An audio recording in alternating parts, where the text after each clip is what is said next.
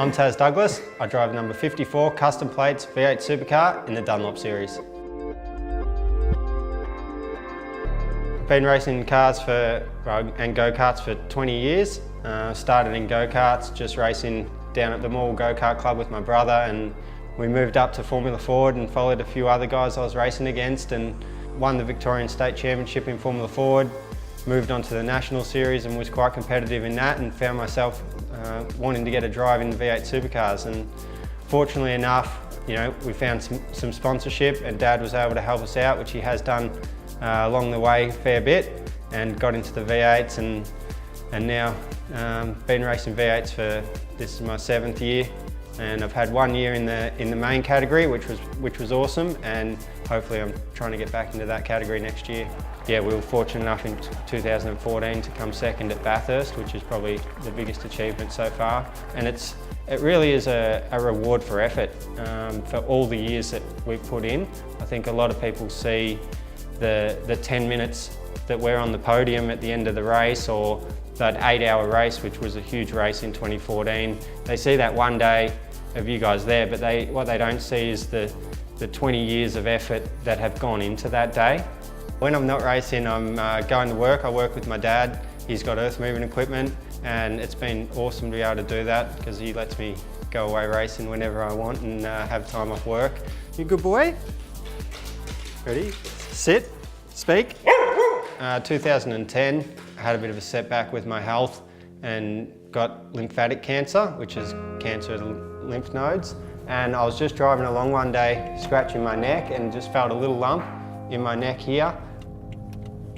I went and saw my doctor, and I'd had my doctor for a long time, and he said, "Oh, you should be fine, you're pretty healthy and fit, it'll be nothing." And had a needle biopsy, and that came back as malignant cells. And by that time, it had grown quite big. It was kind of the size of a golf ball.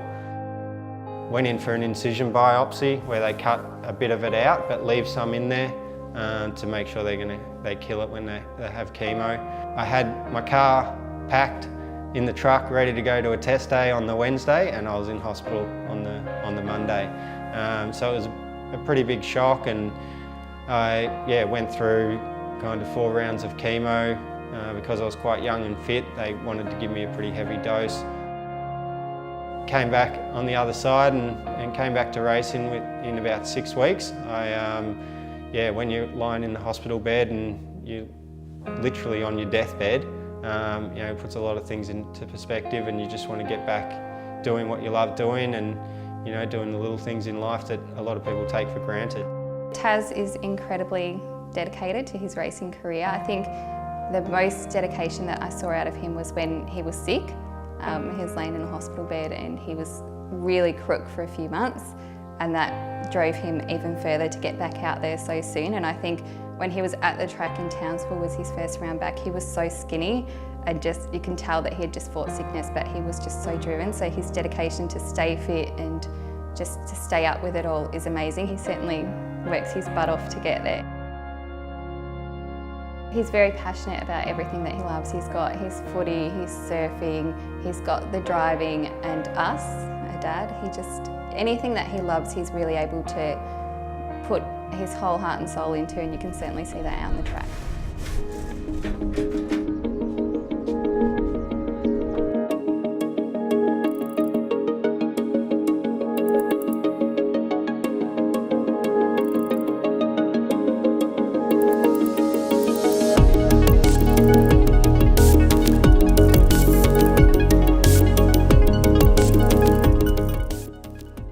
Surfing after racing is probably the next big sport for me.